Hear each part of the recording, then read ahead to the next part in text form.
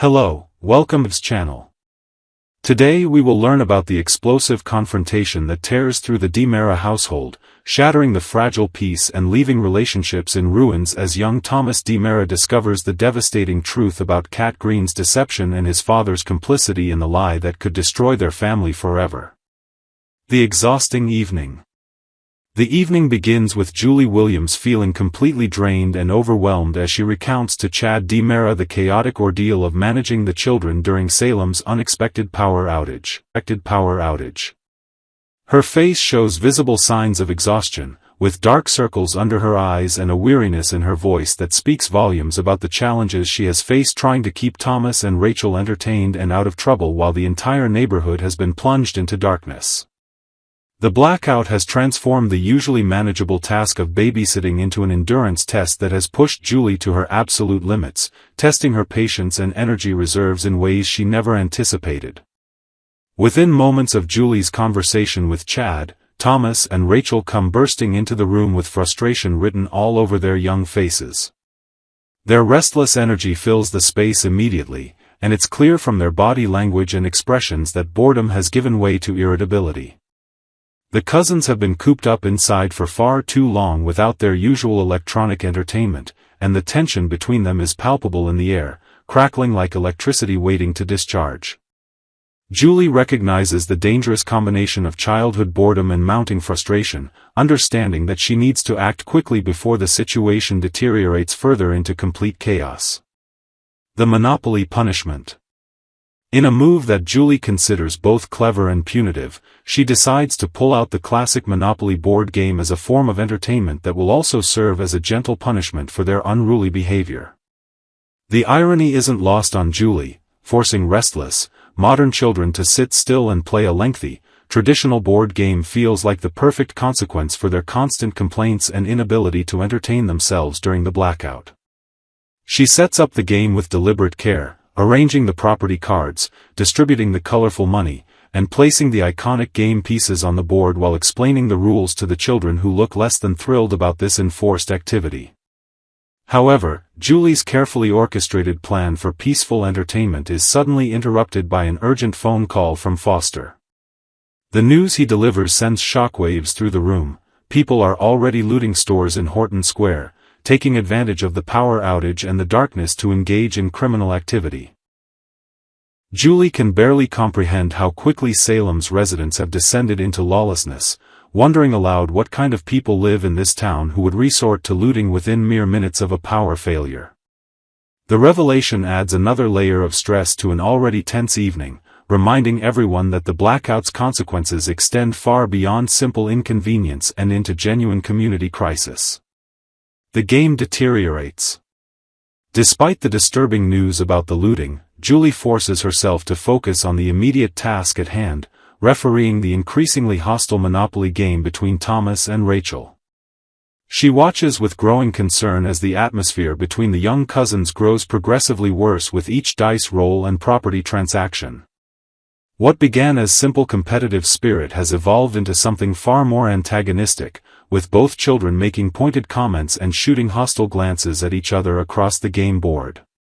Julie tries to maintain order and fairness, calling out rule violations and attempting to inject some lightheartedness into the proceedings, but her efforts seem to have minimal effect on the deteriorating situation. Needing a brief respite from the mounting tension, Julie signals to Charlotte and Thomas that they need to behave themselves while she steps away to make popcorn in the kitchen. The challenge of preparing popcorn without a microwave strikes her as almost comical, another reminder of how dependent they've all become on modern conveniences. She'll have to resort to the old-fashioned method of stovetop popping, shaking a covered pot over the flame while hoping the children can maintain their composure for just a few minutes without adult supervision. Julie makes a show of her expectations, giving both children stern looks and clear instructions to continue playing nicely before she leaves the room. The devastating revelation. But the children do not heed Julie's warnings, and in her absence, the simmering tension finally erupts into open conflict. The argument escalates rapidly, with accusations and hurt feelings flying back and forth across the Monopoly board until Rachel, in a moment of angry impulse, blurts out information that will change everything forever. Her words cut through the room like a knife as she reveals to Thomas that his father is a liar who has been hiding a girlfriend, Kat Green. The statement hangs in the air, devastating in its simplicity and crushing in its implications for young Thomas, who stares at Rachel in shocked disbelief. Rachel, emboldened by Thomas's stunned reaction and perhaps feeling justified in her revelation, continues to unload the full truth of the situation. She tells Thomas about how Kat had lied to everyone by pretending to be his mother, Abigail, coming back from the dead. Rachel explains how Kat deliberately deceived the entire family, playing on Chad's grief and desperate hope to see his wife again, manipulating emotions and memories in a cruel charade that went on for weeks. But even worse than Kat's deception, Rachel reveals, is the fact that Thomas's own father knew the truth and chose to lie about it too, becoming complicit in the cover-up rather than being honest with his own children.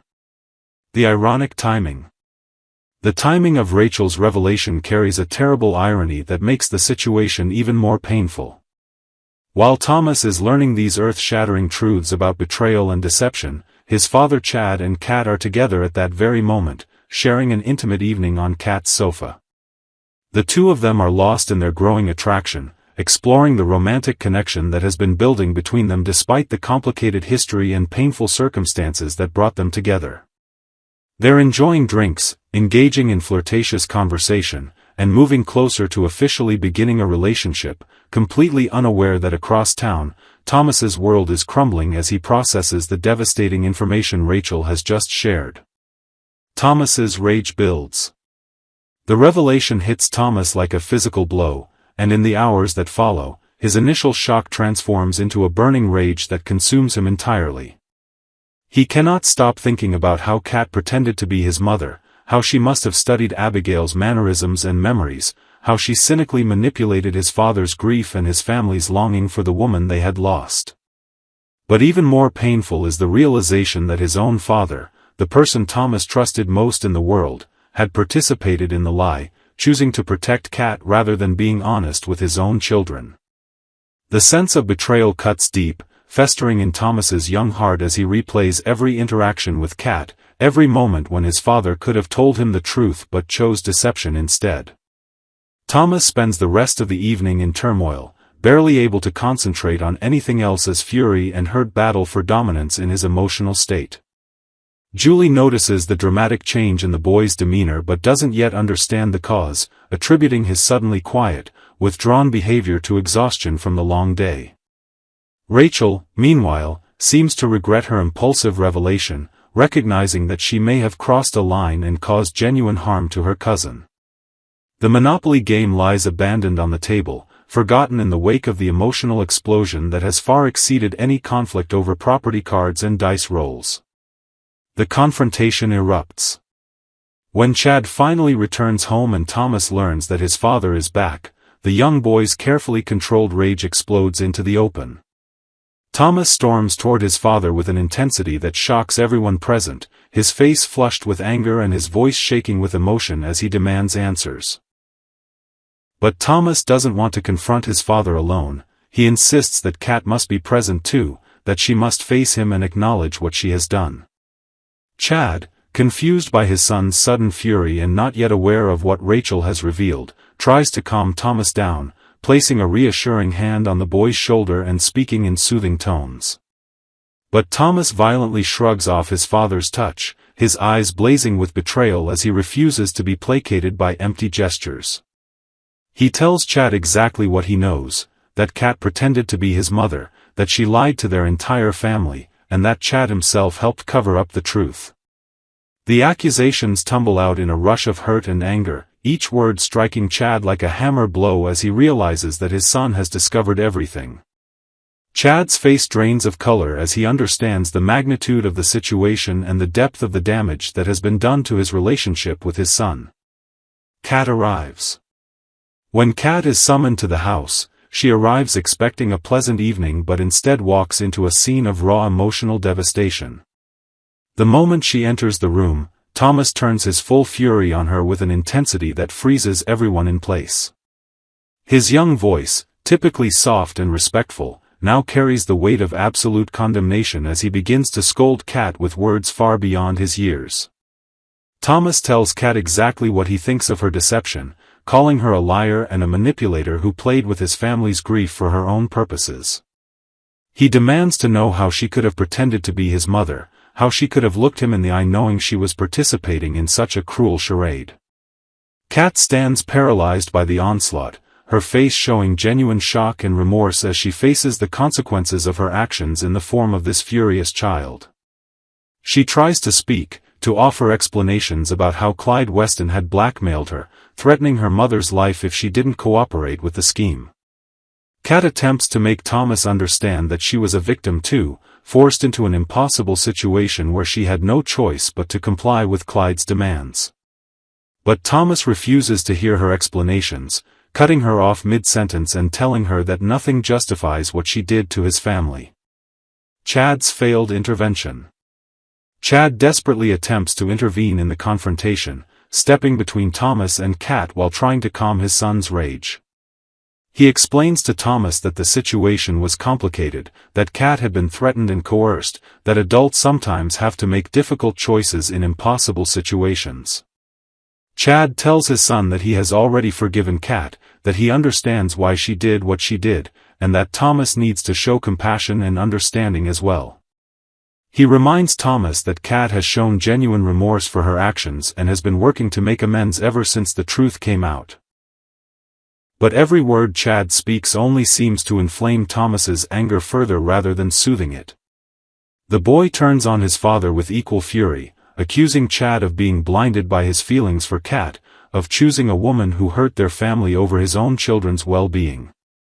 Thomas tells his father that he doesn't care about Kat's excuses or explanations, that nothing can justify pretending to be his dead mother and manipulating their grief.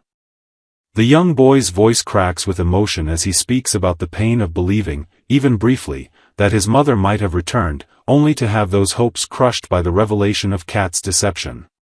Chad finds himself unable to counter his son's arguments effectively, recognizing the truth and validity in Thomas's pain even as he tries to defend Kat and encourage forgiveness.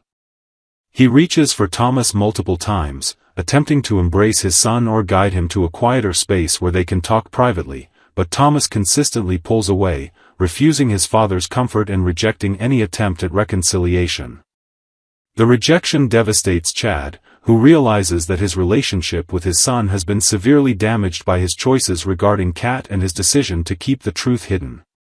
The unbridgeable gap. As the confrontation continues, it becomes increasingly clear that Thomas's rage cannot be calmed or reasoned away in this moment. His anger has deep roots in genuine betrayal and violation of trust, making it immune to quick fixes or easy apologies. Thomas tells both Kat and Chad that he cannot look at either of them the same way anymore, that their lies have permanently altered how he views them and whether he can trust them. The young boy's words carry a weight and maturity that seems far beyond his years, reflecting the way this traumatic revelation has forced him to grow up faster than any child should have to. Kat stands with tears streaming down her face, recognizing that her relationship with Thomas, which had been developing positively before this revelation, has been destroyed completely.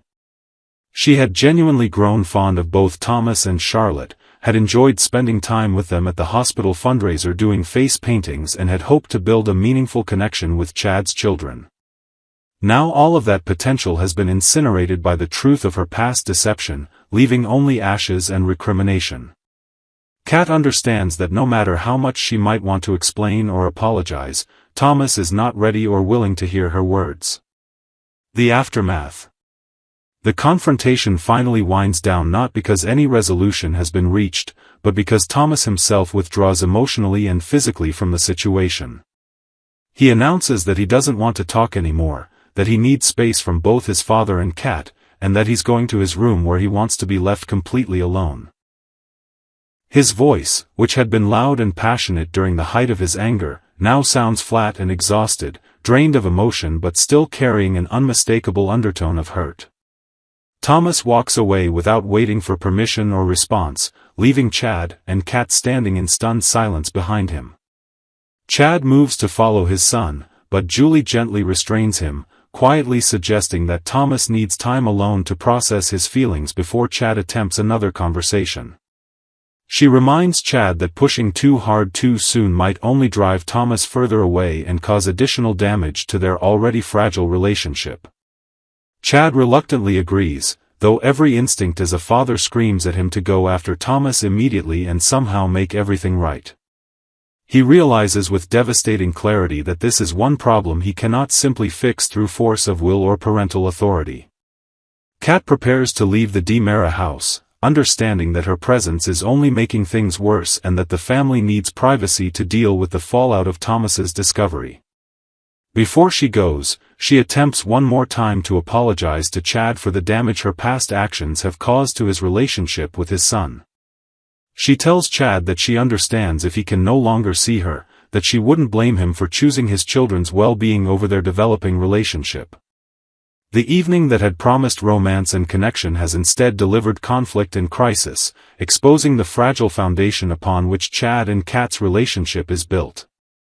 The episode ends with Chad standing alone in his living room, caught between his growing feelings for Kat and his son's legitimate anger and hurt, forced to confront the reality that moving forward with his life might mean losing the trust and respect of the child he loves most in the world.